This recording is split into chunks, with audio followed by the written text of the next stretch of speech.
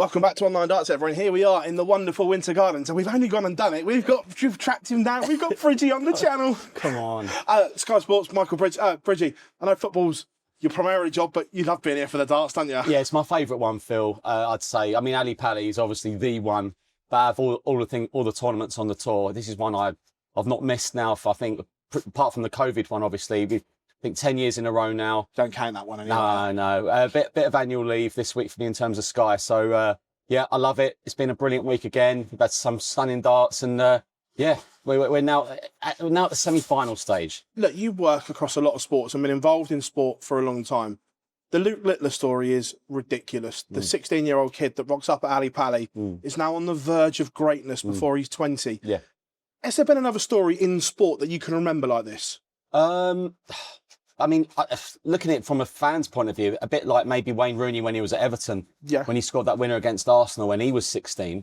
But in terms of working in broadcasting, no. I mean, you know, I've loved darts, and my obsession with darts was since I was 7 years of age. So I've always loved it. But the amount of people he has helped, well, the way the sport is growing because of him, it's just been unbelievable. And I know, like, speaking to his mum the other day, even they can't believe just how well he is doing. And, you know, he's got to a stage now where he's given himself challenges, you know, little challenges. Now we know maybe by the time people are watching, we'll know if he's won the match play or not. And if he does win the match play, he'll go on to probably do his pro tours.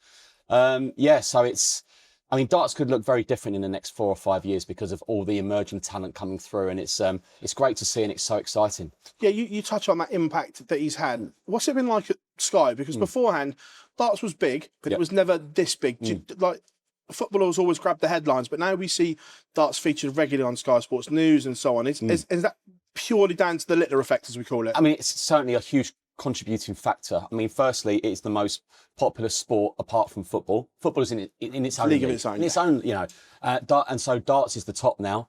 It makes me so proud. I just love seeing it on there. And if I ever have anything of story involving Luke Littler, or there's anything to do with Luke, it's straight bang, first, one of the highest digital views, videos, clips, you name it. Darts is at the top, you know, and it's brilliant. It's so good to see, you know, and yeah, I mean, it's only going to get better. But that's the difference for me. It's just the digital views, the viewing figures, everything like that. The Christmas schedule, it is darts and football, darts and, you know, and yeah, I can't believe we're talking about the world already. But yeah, no, it's just the impact it's had, and, you know, it's a huge part of Sky Sports. Look, I know you're close to him, but also, like, you've interviewed many footballers over the time. The maturity he shows for such a young age is absolutely ridiculous, isn't it? Yeah. Yeah, I have to say, and I know he's received criticism, and I'm probably going to get a little bit of needed in the comment section, but this is just from my point of view, everyone. Right, literally, he's 16. When he was 16, when you interview a footballer, you'll have a press officer. When you go and interview a footballer one-on-one, you will have to send your set questions to their press officers. Right, okay. They will come back and then say, that's all fine, can you delete that one, don't use that one. You know more than anyone, Phil, darts players, it's unfiltered. Interviews are done 30 seconds after their match is finished. You get them raw, you get them emotional, sort of a bit het up. I know there have been a few instances where he might have said things a little bit better or a little differently, but let's just remember, let's just step back a little bit. So, and I know you'll still get people saying, "Nah, don't buy that. That's fine. That's your opinion. That's your prerogative." But I've seen it from the, you know, and I'm sure he won't mind me saying this. I've had to have, you know, tried to have a few chats with him sometimes when he has been low, and he's not attended a number of major glamorous events that he was invited to, which he hasn't, because he just wanted to be at home. And then all that emotion, Phil, came out at the O2. I remember it well. Okay, we all make mistakes. We all say things you shouldn't. I think all in all, he handles himself brilliantly. I really do. And you know, he's a credit to the sport. Oh, 100. And what's it like being close to him? Because I know obviously you get on really well with his mum and dad and so on. Like, you made the VT walking in with him the other day. Oh, did I? Yeah, you starred him. Like, blimey. We were like, look, there's fanboy. No, but what's it like being close to him away from the sport? Well, I mean, like, the minute after he beat Josh Rock, he was ready to watch Love Island with his girlfriend. You know, it was, you know, so and he was on TikTok talking to me about Man United and Tottenham Hotspur, my team, and just not even talking about darts, you know, and he's just back to his age, if you know what I mean. Yeah. You know, talking about, you know, I've talked to him about gaming because I've just bought my son a Switch 2, telling me all about that. Just down to earth, just down, like their whole family are down to earth. They've not changed, you know. Look, it's remarkable, isn't it? I mean, the youngsters that he's inspired, and look, Taylor inspired a certain generation. Michael inspired a certain. Yeah. But this is different, isn't it? This has a whole different feel. And I'm not taking anything away from what Phil and Michael done, but this just feels different. Yeah, I mean, I think when we were watching Phil dominate, boring might be the wrong word, but for example, a Phil final coming up against Terry Jenkins, you just knew Phil was going to win, and Terry would be happy because he got to the final. Whereas Luke, I still don't think we're at a stage where I think it's boring, because the quality is so good. Agreed. The big fish, the 9 darter in leg 1. If you think that's boring, just forget it. Wrong sport. Go and watch Coronation Street. That is not boring.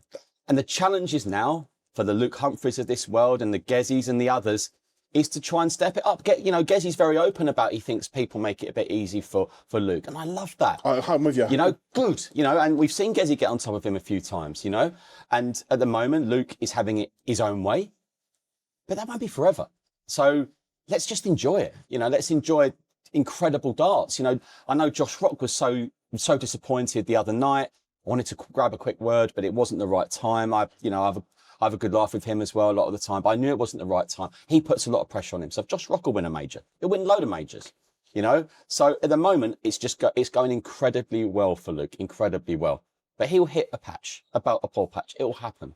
As a broadcaster, is this something that you love? There's a couple of bits that I picked up on what you said there about the difference between footballers are micromanaged and everything they say. Is this, as a broadcaster, is this like so good that the fact that you get to know the player, not the one the club wants you to know, you get to know the real player, whether that's Josh Rock, Luke Littler, MBG and so on. Is that a broadcaster's dream? Well, if you look at probably the footballers I've got to know as mates now, one of them is James Maddison. Yeah. Now, what would you say about James Maddison? Well, as a bloke, lad. That's the first thing that comes to mind. Absolute lad. Yeah. No, I'm not saying I'm a lad, but he's got a bit about him. He's got a personality. Yeah. He doesn't need anyone to tell him what to say. He's got the brain. He's going to be what he wants to be when he retires. He could be a pundit, you know? And, you know, I think in terms of footballers, they are, you know, they're very, as I say, press officers, can you just nip that out? Don't say this. I mean, the amount of times you've done an interview with a manager, or whether it's a one-to-one or something, if it's a pre-record, and, you know, the clubs will say, do you mind cutting that bit out? Or the manager didn't mean to say it like that. Whereas in terms of darts, and similar to when I used to cover boxing, you know, you get the raw, the unfiltered to say what they like. And, you know, this is why, you know, you must enjoy, you know, 100%. You know, obviously when I did that role, I don't do it so much now, what Polly does, you know, just seconds after, which is great. But, you know, you get them maybe 10 minutes after, don't you? And you always get like nuggets of gold, I call real gold. And, you know, we've been saying at Sky that we need to get a camera in there for the World Championship, because we are getting... I mean, keep your mitts off.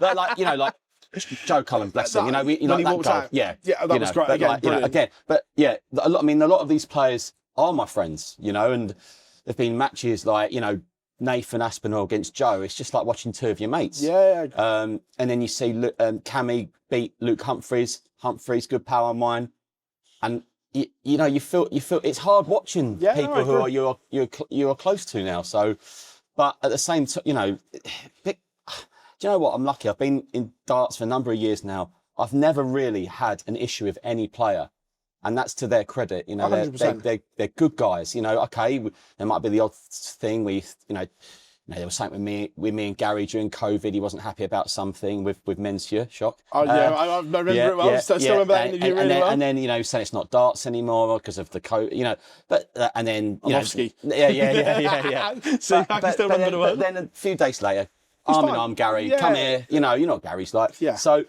I love these guys. You know, I love them to bits. They're genuinely good guys. They really are. And you know, and I think they realise now this is a great time for darts. It's highly lucrative. You know, if you've lost one tournament, don't worry. You're on a plane in a few days to another one. A couple of days time, you can make up for it. I mean, it's, you know, and I mean, we're at a stage now, probably in darts, that it's got so big, And then maybe they're going to have to look at maybe not just the Premier League potential change, but how we're looking at Pro Tours, Euro Tours, withdrawals, this and that, maybe a little bit of a reset. But, you know, it's all for positive. But going back in terms of the players, they're 9 times out of 10, they're a dream to work with, to interview, and I like them very much. So with your other job on Sky, how much do the players pester you for transfer news? We're in the middle of a massive transfer window. How many times does your phone go from the football fans? Bridgie, what's going on with my club? Oh, you mean in terms of for the players? The Dart players? Yeah, do they pester you in terms of what's going on with my club? I mean, Luke Littler's massive United. We've talk about a lot of United's transfer business. You've talked, Yuri Tielemans messaging, for example. Humphreys Leeds occasionally. I think probably the biggest is Doby. I mean, he is proper Newcastle. This morning he had all the his tattoos of Bruno Guimaraes. I was like, oh, you better rub that off, mate. But yeah, no, it's they're just lads. But look, I'll flip it round. The footballers love the darts. Correct, 100%. You know, the amount of times we've interviewed footballers over the last year or two.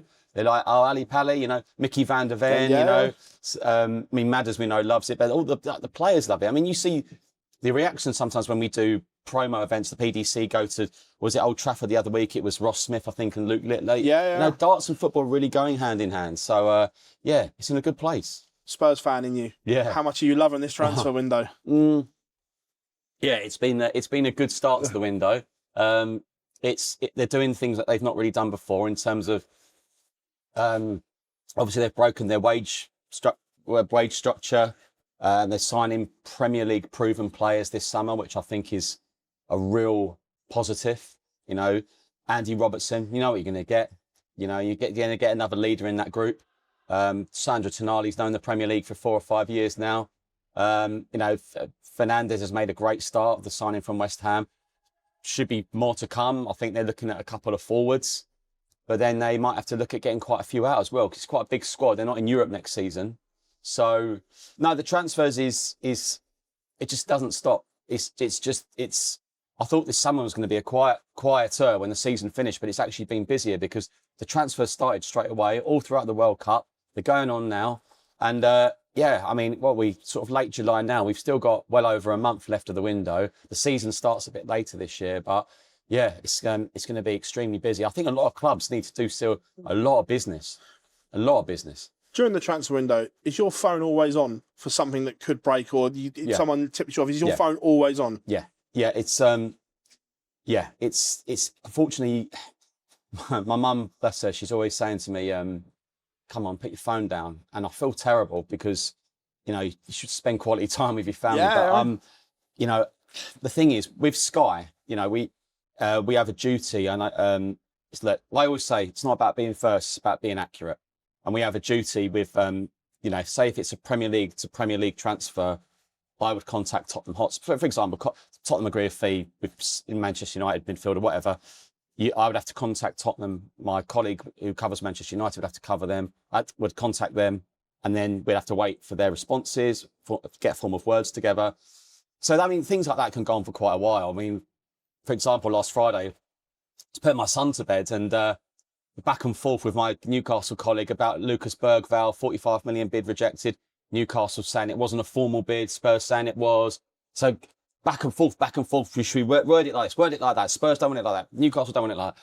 So it can go on for quite a while. Now, it's great. I love doing transfers, but sometimes it can be like, I love it. And before we let you go, Spurs, if you can only bring one more in, who are you bringing in? Oh, goodness me. In terms of a name, I don't know, because... All right, position. They need a striker. Left wing, isn't it funny, Phil? Spurs need a left wing and a striker, and they had the two of the best for over 10 years. Kane and Son. 100%. If they had them now with that team they've built there, but that's classic Spurs, eh? But yeah, but no, just, it's looking good. It's looking good because it could have. I think Roberto De Zerbi deserves so much credit for what he has done to that football club. He kept them up, and he's earned the right to do what he wants because, sometimes a few youngsters have left, and some fans are thinking, oh no. But at the end of the day, he's earned the right to choose what squad he wants. But yeah, so What about you working on all the darts? You don't get a day off. I'm always inviting you to Spurs, but you're away every weekend. I'm going to the Palace game. I've got tickets for Palace at home. Right. So we will make a day of it. Friggy, see you there, Trigger. Friggy, it's a pleasure having you on the channel, mate. Thank you very much. Cheers, Phil. Thank you very much.